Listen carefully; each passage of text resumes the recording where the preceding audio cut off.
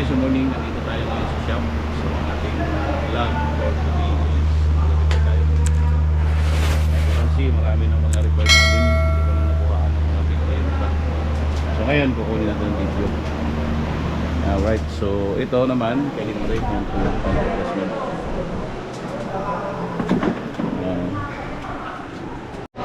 Ngayon guys, ang problema nitong isang laser ay yung yung kanya humihingi na,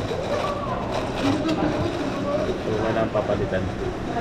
Right, so yan po yung may-ari. And then may TV din kami ginagawa rito.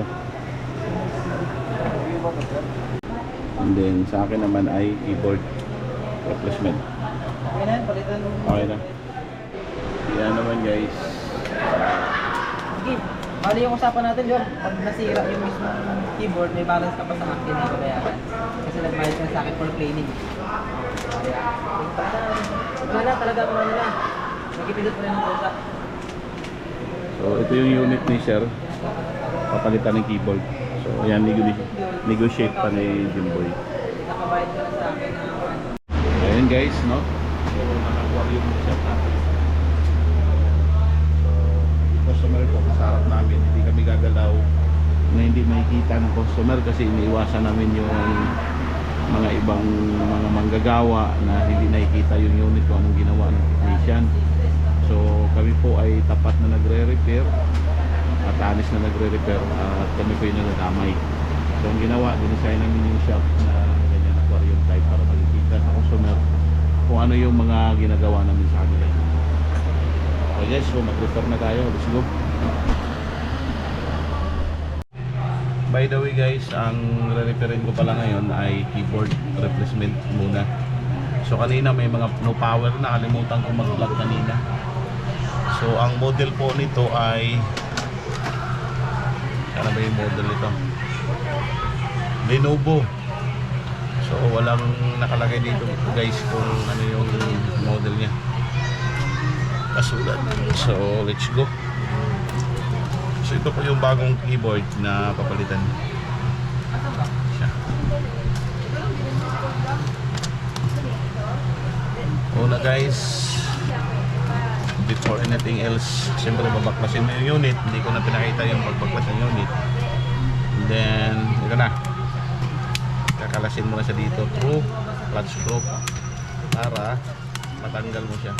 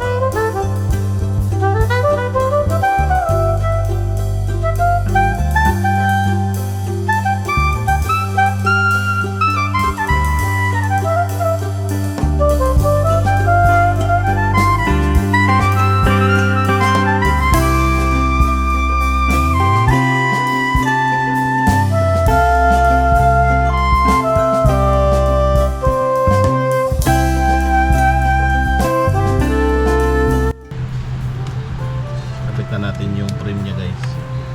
So yan yung frame. So ngayong frame naman nito, i-ano din natin, i-repeat din.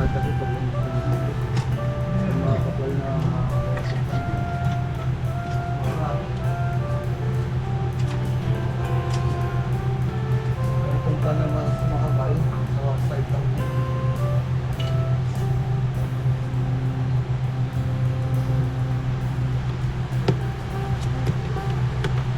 Yan.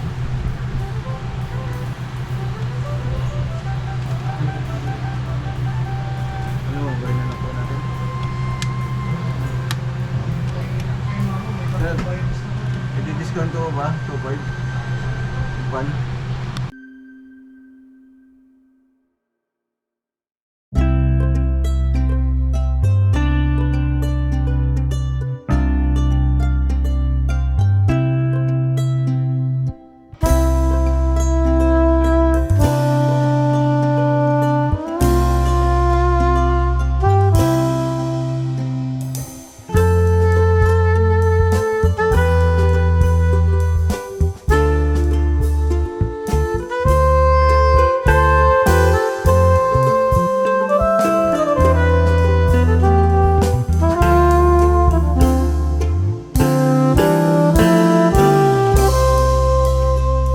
Natin yung board. So ayun guys, pagka nagkabit kami ng keyboard, libre na yung cleaning dito. Yung mismong board.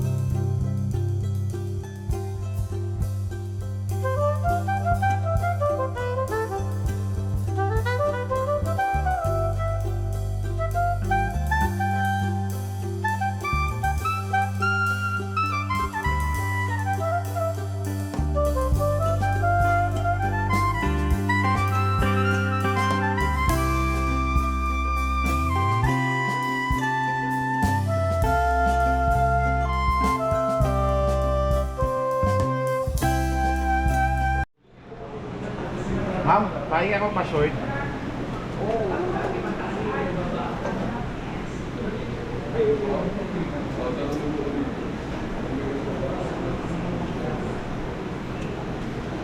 I-check ko muna yung mismong ano mo, keyboard kung working lahat.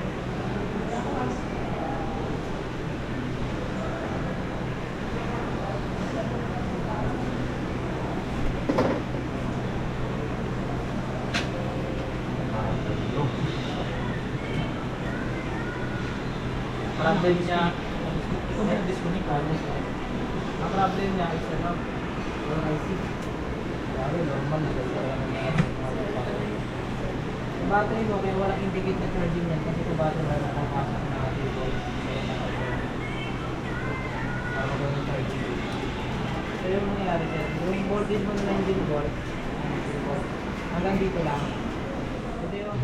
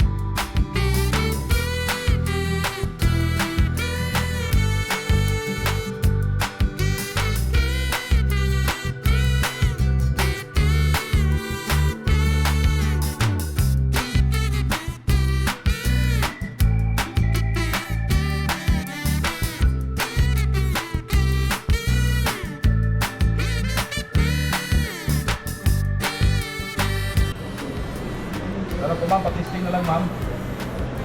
Patisting na lang po ng keyboard.